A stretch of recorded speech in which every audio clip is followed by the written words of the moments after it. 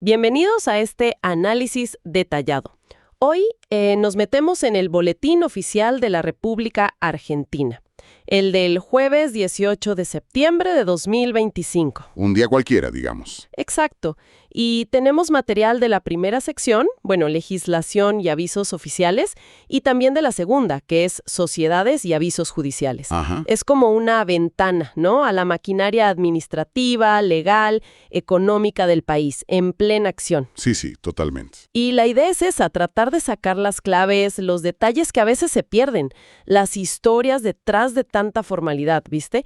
Entender qué nos dice este registro sobre cómo late el país. Ok, vamos a desglosar esto. Precisamente. Porque el boletín oficial, no es solo una lista de papeles. Es un espejo, de verdad. Un espejo diario de decisiones que impactan en todo. Desde, la seguridad nuclear, que es algo muy específico, Sí. hasta cómo se crea una pyme o cómo avanza un juicio. Hoy vamos a ver eso. Cómo se cruzan la regulación del Estado, la economía y la justicia. Buenísimo. Arranquemos entonces con algo que, la verdad, llama la atención de entrada.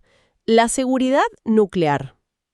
Hay una resolución, la 454 del 2025 de la ARN, la Autoridad Regulatoria Nuclear. Sí. Y sanciona una empresa, Macroend SRL. Pero lo fuerte es el nivel de detalle, de las fallas que encontraron. A ver, ¿qué tipo de detalles? Porque ahí en ese tema los detalles son todo, ¿no? El riesgo está ahí. Totalmente. Mira, hablan de una puerta de reja del depósito, en mal estado y sin candado. Sin candado. Claro. Y adentro, equipos de gamma-grafía industrial, o sea, equipos que usan fuentes radioactivas. Sin candado. No, bueno. Mencionan hasta un específico, marca Sentinel serie D1350-100, abierto. La propia ARN tuvo que ir y poner precintos. O sea, intervinieron directamente. Sí. El precinto número 0714 en un proyector Exertos.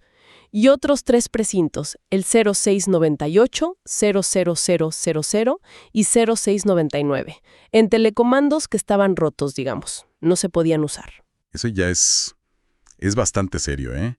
Que la autoridad tenga que precintar equipos así, indica un riesgo o un incumplimiento muy grave. Y la cosa sigue, ¿eh? Los registros de la empresa, esos que son obligatorios, incompletos. Detectaron mediciones de dosis de radiación altas en el personal. Algunas cifras dicen preocupantemente cerca del límite anual permitido. ¿Peligroso para los trabajadores? Y como si fuera poco, un operador, Héctor Ariel Barrio Nuevo, estaba trabajando con el permiso vencido. No. Y además, lo encontraron transportando un equipo de estos, un proyector de gammagrafía, sin ninguna medida de seguridad, suelto en el vehículo. Suelto, así nomás. Sí, así nomás. Sin rotular, sin la documentación de transporte que se necesita, nada. A él también le precintaron su telecomando, el número 0715. Bueno, acá lo fascinante, más allá de lo grave que es todo esto, es cómo esta resolución te muestra la aplicación concreta de normas que son súper técnicas, ¿viste? Muy estrictas.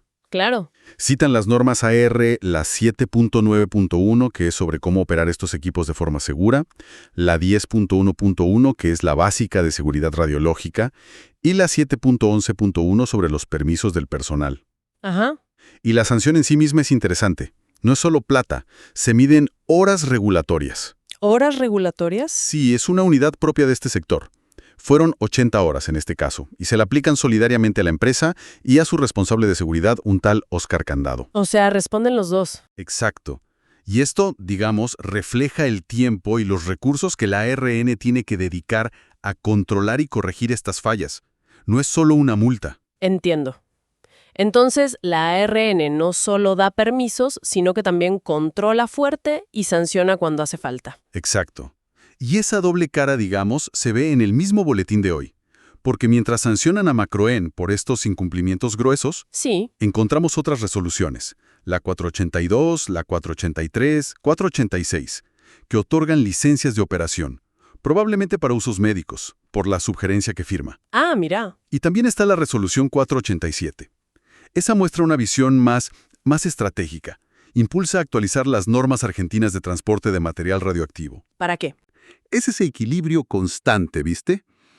Permitir los usos buenos de la tecnología nuclear, Claro. pero siempre con un control súper estricto de los riesgos. Dejamos entonces la seguridad nuclear, que es un mundo aparte, y nos metemos más en el pulso económico, que también se ve mucho en el boletín. Sí, ahí siempre hay movimiento. Muchísimo. Por ejemplo, aparece la resolución 684 del 2025 del ENARGAS, el ente del gas. ¿Y qué hace? Bueno, inscribe a una nueva empresa para comercializar gas natural. Se llama Gas Storage and Midstream Services SAS. Ajá, una nueva jugadora. Sí, y lo que llama la atención es el capital social con el que arranca. 980 millones y medio de pesos. Wow, es una cifra. Importante, ¿eh? Para empezar en comercialización. Algo más sobre la empresa. Sí, es interesante que la mayor parte de ese capital viene de afuera, de una LLC extranjera, Q Argentina INP Holdings. Ah, capital extranjero entrando al sector. Exacto. Y un dato curioso, que está como al pasar en la resolución, menciona que se creó un futuro ente unificado de gas y electricidad. Unificado. Sí, aunque aclara que, por ahora, el ENARGAS sigue funcionando como siempre. Pero bueno, parece una señal de cambios regulatorios que se vienen en energía, ¿no? Sí, totalmente. Esa mención, aunque sea de costado, puede ser un indicio, una señal temprana de que se está pensando en reestructurar los entes reguladores energéticos. Y la inversión fuerte inicial, más el origen extranjero del capital, bueno, sugieren que hay interés en este mercado. Y seguimos con energía, pero ahora del lado renovable. Hay un aviso del Ministerio de Economía. Informa que una empresa, Ovobrand S.A., quiere entrar al mercado eléctrico mayorista, al MEM. ¿Y como generadora? Como generadora, sí, con una planta de biogás de 1.4 megawatts en Coronel Brandsen, provincia de Buenos Aires. Biogás. Mira vos. Interesante. Energía a partir de residuos orgánicos, parece. Claro, es una fuente renovable que muchas veces usa lo que antes era un problema, como los residuos de la agroindustria. Que una empresa busque entrar al MEM con biogás, bueno, muestra esa tendencia a diversificar la matriz, ¿no? A buscar fuentes más sostenibles. Totalmente. Bueno, y saliendo de las empresas de energía, el sector financiero también se mueve. El Banco Nación, por ejemplo, publica sus tasas actualizadas para préstamos, para descuentos. Lo típico. Sí, y diferencia bien entre pymes y grandes empresas. Y el Banco Central saca varias comunicaciones. Aparecen la A8319 y la A8322. Ajustan regímenes de información para los bancos. Ah, las comunicaciones del central. Suelen ser muy técnicas, pero dicen mucho. La A8319, por ejemplo, cambia cómo y cuándo algunos bancos informan su efectivo mínimo. Detalles, pero importantes para la operativa bancaria. ¿Y la otra, la 8322? Ese ajusta códigos para las operaciones de cambio. Saca algunos, agrega otros. Menciona una marca XD, no sé bien qué será, pero dice que responde a cambios normativos recientes, como un decreto, el 52625. Son esos ajustes finos, ¿viste? La regulación financiera adaptándose todo el tiempo al mercado, a las directivas macro. Claro, la letra chica de la economía. Y junto a toda esta regulación está la creación pura y dura de empresas nuevas. Sí, la vida societaria. Y aparecen sociedades con objetos sociales que son un mundo. Por ejemplo, Comercializadora Pacífico S.A. Lees a qué se dedican y es increíble. Desde limpieza y maestranza, incluyendo hospitales, hasta diseño de jardines, mantenimiento de parques, recolección de residuos de todo tipo, hasta patológicos y radioactivos. Sí, es bastante común, ¿eh? Esos objetos sociales tan amplios. Buscan dejar la puerta abierta para hacer muchas cosas en el futuro, aunque después se enfoquen en algo más específico. Es una estrategia, digamos, de flexibilidad. Claro, tiene sentido. Y en esa línea también está Volarex S.A. Abarca transporte, negocios inmobiliarios, desarrollo de software y hasta producción de espectáculos. Muchísimo. Otro ejemplo de esa amplitud. Pero en contraste total con eso, aparece Equipo Runa S.R.L. A ver, ¿qué tiene de distinto Equipo Runa? La especificidad es una S.R.L. fundada por profesionales de la salud y la educación. Una psicóloga, una docente, una licenciada en psicopedagogía, una trabajadora social. A un equipo muy enfocado. Muy. Y el objeto social es clarísimo. servicios de rehabilitación integral, atención en salud mental, apoyo en la integración escolar, actividades relacionadas, nada más. Acá no hay dudas, nacen con un nicho súper definido. Es interesante ver los dos modelos, ¿no?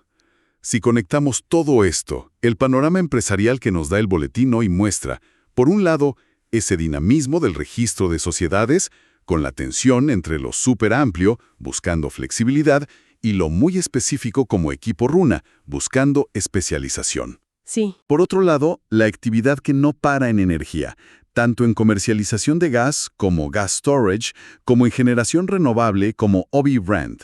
Las comunicaciones del Banco Central, bueno, ya lo dijimos, reflejan esa adaptación constante de la regulación financiera.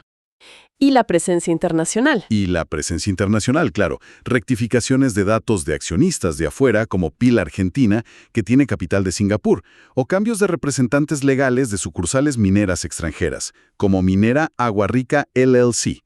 El boletín es una foto de esa interacción constante entre lo local y lo global en la economía. Bueno, y ahora miremos un poco para adentro, ¿no?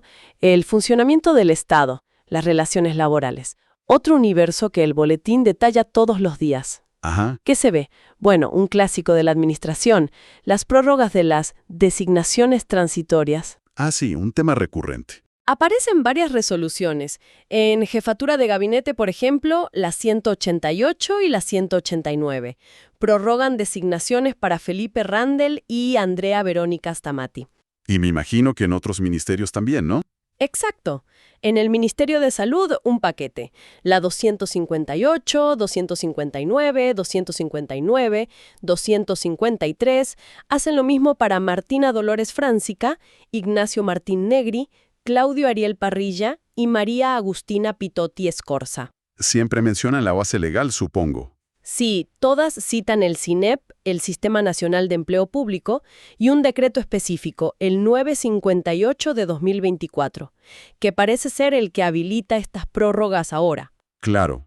Estas prórrogas son un mecanismo administrativo muy usado.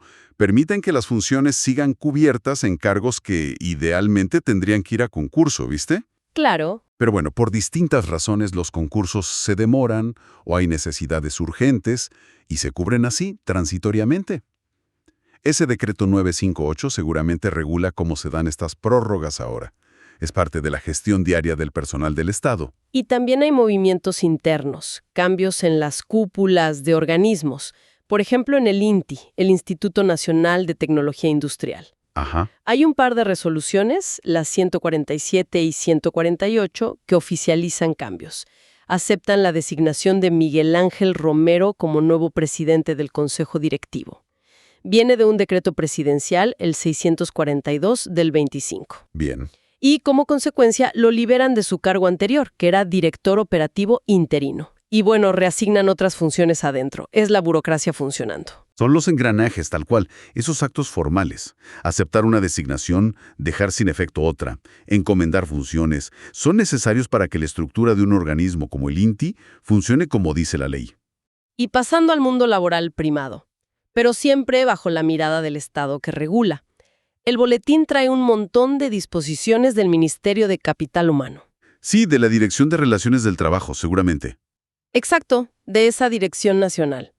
La mayoría son para homologar acuerdos salariales, entre sindicatos y cámaras empresarias. La homologación. Un paso clave, porque le da fuerza de ley al acuerdo para todo el sector, ¿no? Para todos los trabajadores y empresas de esa actividad. Justamente.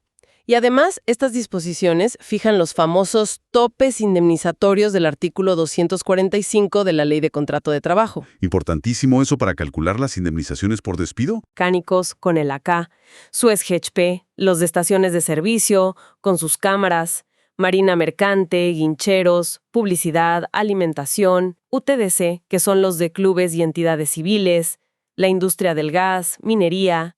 Es un reflejo clarito de la negociación colectiva sector por sector. Claro. La fijación del tope es una función central de la autoridad administrativa.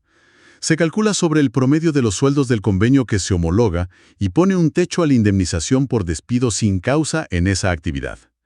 Esas disposiciones que nombraste, la 1259 para marina mercante, la 1850 para alimentación, la 1852 para SMATA con ACA, son ejemplos concretos de cómo el ministerio formaliza esos parámetros clave. Y dentro de todas estas disposiciones laborales, hubo unas que me llamaron la atención. Los números 1266, 1267, 1268 y 1265. Ajá, ¿qué tienen de particular? Todas se refieren a acuerdos entre una empresa específica, Ciudad Cultural S.A., y el sindicato SUTEP, el del espectáculo público. ¿Para qué? Para homologar suspensiones de personal, usando el artículo 223 bis de la Ley de Contrato de Trabajo. Ah, el 223 bis. Suspensiones pactadas, digamos. ¿Qué implican esos acuerdos? Implican que por un tiempo los trabajadores no van a trabajar, quedan suspendidos, pero cobran una suma de dinero que no es salario, es no remunerativa. O sea, no paga aportes, no paga contribuciones y suele ser menos que el sueldo normal. Claro, pero lo que me pareció súper interesante es que las propias disposiciones del ministerio al homologar dicen explícitamente que la firma del sindicato implica un reconocimiento tácito de la situación de crisis que dice tener la empresa. Ese punto es clave. El 223 bis es un mecanismo pensado para eso, para situaciones de falta de trabajo por causas no imputables al empleador o fuerza mayor. Claro. Entonces, permite a empresas con problemas, siempre con acuerdo del sindicato, pactar estas suspensiones pagando esa compensación no remunerativa.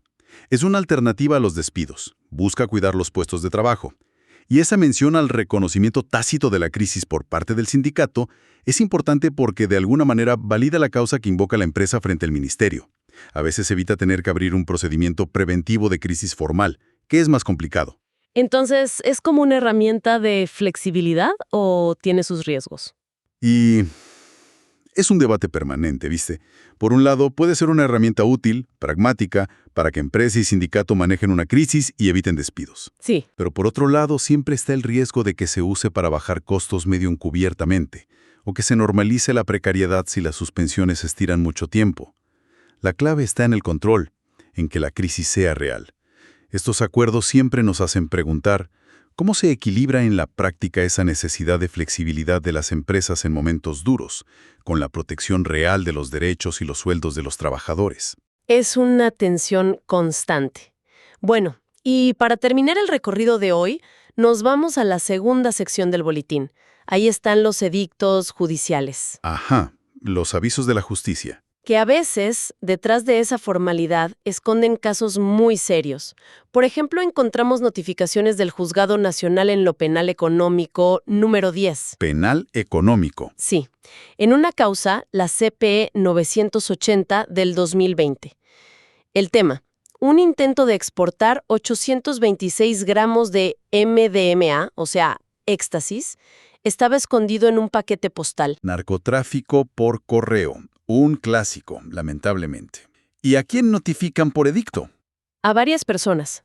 Darío Dolinsky, Beatriz López, Daniel David Mora Serna, Andrea Alejandra Muñoz y María Carolina Pérez. ¿Para qué? Para notificarles que el juez les dictó la prisión preventiva. Fuerte. Y que ordenó embargarles bienes por montos específicos. O sea, un caso de posible contrabando internacional de drogas sintéticas que sale a la luz pública a través del boletín. Claro, los edictos son para eso. Es la notificación pública oficial cuando no encuentras a la gente por otras vías. Intentan garantizar el derecho a defensa. Y este caso del Penal Económico 10 muestra a la justicia actuando en delitos complejos, usando medidas fuertes como la preventiva y los embargos para asegurar el juicio y las responsabilidades. Crea un jugador pesado, Petróleo Brasileiro S.A., Petrobras. Sí, Petrobras. Sí. Y a una lista larguísima de exdirectivos y consejeros. Mencionan a María das Gracias Silva Foster, Guido Mantega, Jorge Gerdau Johan Peter, muchísimos nombres. ¿Y qué pasa en esa causa? Suena algo viejo por el número del expediente, ¿no? 2015. Exacto, viene de lejos. La novedad es que el juzgado sacó una resolución declarando extinguida la acción penal por prescripción. Ah, ¿prescribió? Consideró que pasó demasiado tiempo desde los hechos que se investigaban, que era una presunta infracción al artículo 309 del Código Penal, algo relacionado con balances falsos o informes engañosos al mercado. Sí, delitos societarios. y que ya no se puede juzgar. Así que sobreseyó a todos los imputados. Pero ojo, la misma resolución aclara que la querella apeló esta decisión. Ujú. O sea que el sobreseguimiento por prescripción no está firme. La pelea sigue arriba, en la Cámara. Precisamente, el caso no está cerrado. Y los edictos son para notificar a todos estos imputados de la decisión del juez y sobre todo de que la querella apeló, para que pongan abogados defensores para la instancia de apelación. Este caso de Petrobras es un ejemplo clarísimo de cómo causas judiciales muy complejas, a veces con conexiones internacionales, con muchísima gente involucrada, pueden chocar con el límite de tiempo de la prescripción. Es un recordatorio del peso que tiene el paso del tiempo en la justicia penal. Sí, es verdad. Y la apelación muestra que la discusión legal sigue. La publicación por edictos, de nuevo, busca asegurar que todos sepan formalmente de estas decisiones clave y que el proceso sigue. Y junto a estos casos de tanta resonancia, el boletín también trae los avisos más del día a día judicial, pero que son vitales para la gente involucrada. Por ejemplo, el llamado a acreedores en la quiebra de un particular. Lucas Arial Miras, expediente 13471 del 2025, Juzgado Comercial 23. Quiebras personales, ¿sí? El edicto es muy claro. Dice hasta qué fecha los acreedores pueden ir a presentar sus pedidos para verificar los créditos. Ante la síndica, Miriam Elizabeth Leiva. Fundamental para los que tienen algo que cobrarle. Claro, y también informa cuándo la síndica va a presentar sus informes, el individual y el general, y cuándo el juzgado va a sacar la resolución diciendo qué créditos acepta y cuáles no. Exactamente. Esos avisos de quiebra son esenciales en los concursos. La publicación garantiza que todos los posibles acreedores se enteren y puedan ejercer su derecho a cobrar, presentando sus papeles a tiempo. Te marca toda la hoja de ruta del juicio concursal, ¿viste? Siguiendo los pasos de la ley, la 24522, aunque no la nombren. Desde la verificación, los informes de la síndica, las resoluciones del juez, toda la estructura formal para ordenar las deudas del quebrado. La verdad es que es increíble la cantidad y la variedad de información que sale de un solo día del boletín oficial. Viajamos desde fallas graves en seguridad nuclear, Sí. pasando por la creación de empresas súper distintas entre sí, la formalización de acuerdos de sueldos, suspensiones pactadas por crisis, hasta espiar un poco casos judiciales de narcotráfico y delitos económicos complejos. Queda clarísimo que la vida administrativa y legal de un país es mucho más rica y compleja de lo que uno ve en los titulares, ¿no? Totalmente de acuerdo. Este recorrido por el boletín nos deja pensando, ¿no? Si consideras la variedad de actos de un solo día, la regulación súper detallada de cosas peligrosas como lo nuclear, la formalización constante de la vida económica y laboral con inscripciones, homologaciones, y al mismo tiempo, la tarea dificilísima de resolver o intentar resolver delitos complejos como el narco o los financieros, que tardan años en la justicia. Sí. ¿Qué nos dice todo esto? Este pulso diario. ¿Qué nos revela sobre todas esas capas de gestión, de control, de conflicto, de acuerdo, que una sociedad moderna necesita para funcionar y, bueno, para seguir adelante? Es un microcosmos fascinante de la vida colectiva, con todas sus tensiones y sus mecanismos.